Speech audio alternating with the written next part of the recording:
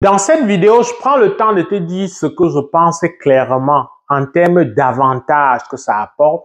Parce que quand il y a une situation, il faut pas seulement se lamenter, mais il faut questionner les opportunités que ça vient avec.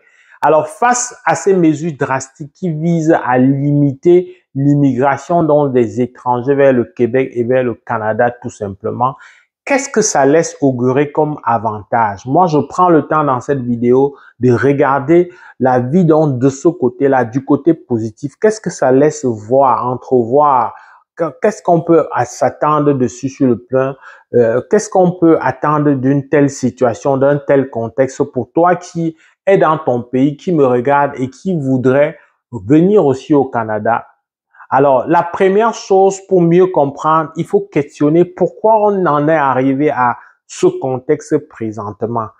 En questionnant ce qui s'est passé, en questionnant pourquoi on en est arrivé à des mesures aussi difficiles qui frisent, qui ressemblent qui ont des relents de xénophobie d'une certaine manière. Comment on a fait pour en arriver là? C'est ça la question. Alors, lorsqu'on regarde les statistiques, c'est vraiment, ça fait froid au dos. Le nombre de demandeurs d'asile s'est multiplié en moins de 5 ans, 5-6 ans par 3, si je ne m'abuse. Alors, lorsque le nombre de demandeurs d'asile augmente tant, ben, le fait d'augmenter de manière aussi drastique, importante, alors que les situations sociopolitiques des pays n'ont pas si évolué dans les pays d'origine de ces demandeurs-là, on comprend qu'il y a un gros manque d'authenticité et de crédibilité dans ces demandes-là. On comprend que c'est des opportunités, c'est des immigrations économiques voilées. Alors, de ce point de vue, ça ne rend pas joyeux. La question donc c'est, quel est le profil de ceux qui font ces demandes d'asile? C'est soit des personnes mal informées, c'est pas souvent des personnes qui ont un mauvais profil économique, malheureusement, parce que j'en ai discuté avec, j'ai vraiment eu mal.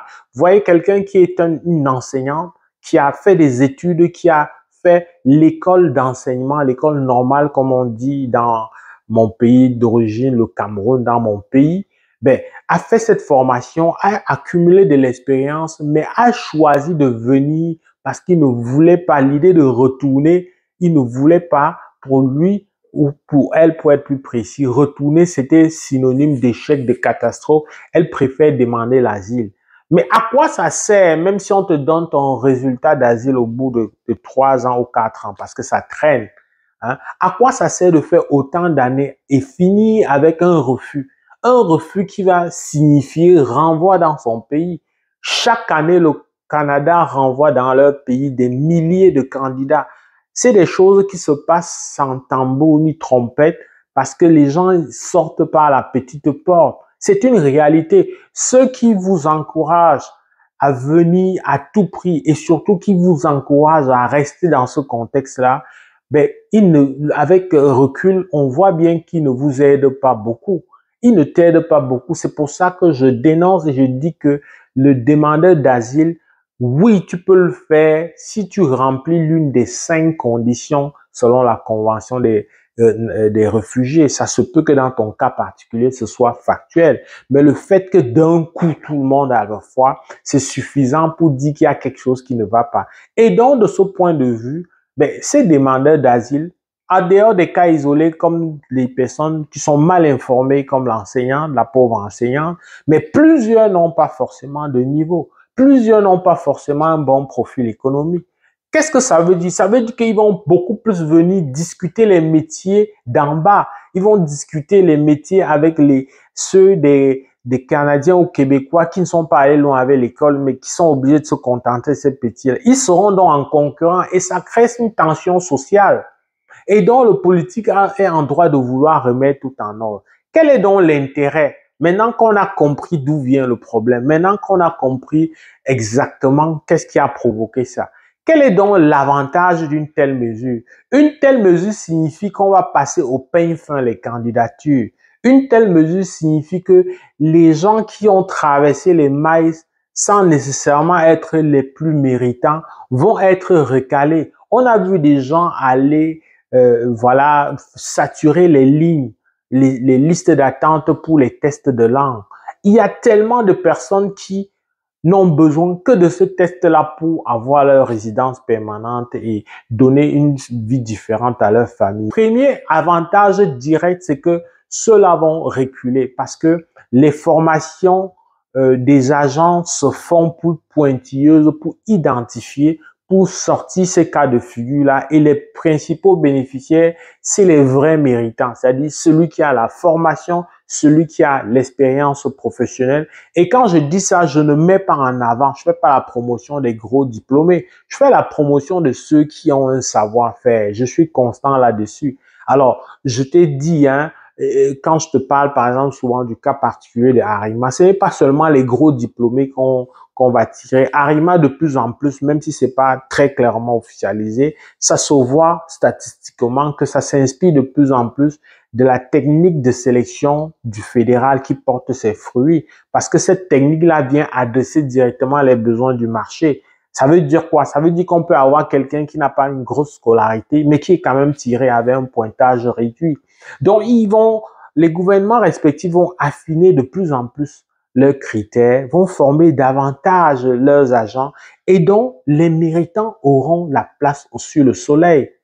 Est-ce que ça veut dire que les moins méritants là, je leur voue une haine? Non, ça veut simplement dire que je suis content parce que ceux qui viendront seront prêts sur le plan professionnel, vont s'intégrer plus rapidement. Parce que ce qui arrive ces derniers temps, c'est que beaucoup viennent avant de commencer à réfléchir sur ce qu'ils vont faire.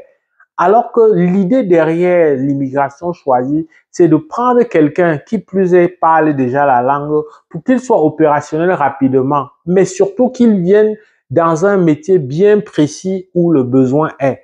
Mais quand on vient étant impréparé, quand on vient parce qu'on dit non, tel ou tel est parti, je ne peux pas rester, il faut absolument que je parte, je ne peux pas supporter, celui-là ne me vaut pas, celle-là ne me vaut pas, je dois absolument trouver un moyen. Hein? Lorsqu'on est dans cette dynamique-là, donc où on ne se prépare pas, où on ne prend pas le temps de cumuler une bonne expérience, où on ne prend pas le temps d'attendre le bon moment, ben on se précipite et on arrive ici et du coup on fait du surplace. Et du coup, ça développe beaucoup de filières criminelles avec la vague donc, des nôtres qui viennent de l'Europe, qui ont déporté les habitudes européennes ici. De plus en plus, on entend parler donc, des vols dans des véhicules, alors que c'était pas des choses très connues. C'est-à-dire qu'on entend parler des types de vols et d'arnaques qui n'avaient pas pignon sur rue il y a quelques années encore ici.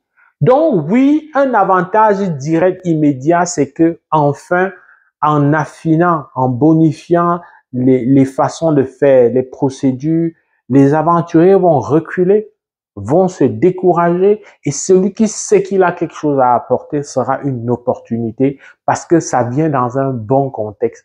Ça vient dans le contexte où les gouvernements respectifs ont accéléré, ont revu leur méthode de travail et les délais sont devenus très, très courts. Là, je parle vraiment de la résidence permanente.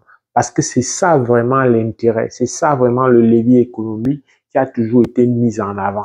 C'est sûr qu'avec le fait d'après-pandémie, pendant la pandémie après où les gens avaient du mal à aller travailler, les gens avaient beaucoup d'épargne, mais les travailleurs étrangers sont venus nombreux, ils ont fini par être des demandeurs d'asile.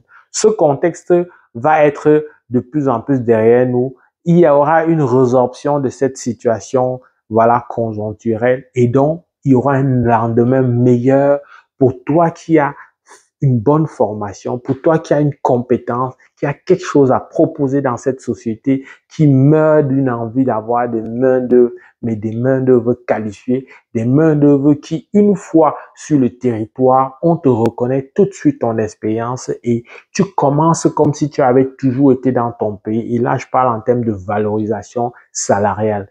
Je suis et j'ai été la preuve vivante. Donc, si cette vidéo t'a plu, si tu penses que ce que je dis peut aider au moins une personne qui est méritante et qui va directement prendre son mal en patience et en profiter, partage pour que ça arrive jusqu'à ceux-là, pour qu'ils soient nombreux à savoir. C'est en partageant et en étant nombreux à être au courant que ça fait bouger les lignes. Si cette vidéo t'a plu, like, fais savoir au plus grand nombre. Avec beaucoup de plaisir, je te retrouve dans le cadre d'une prochaine vidéo. Porte-toi bien. Pull up!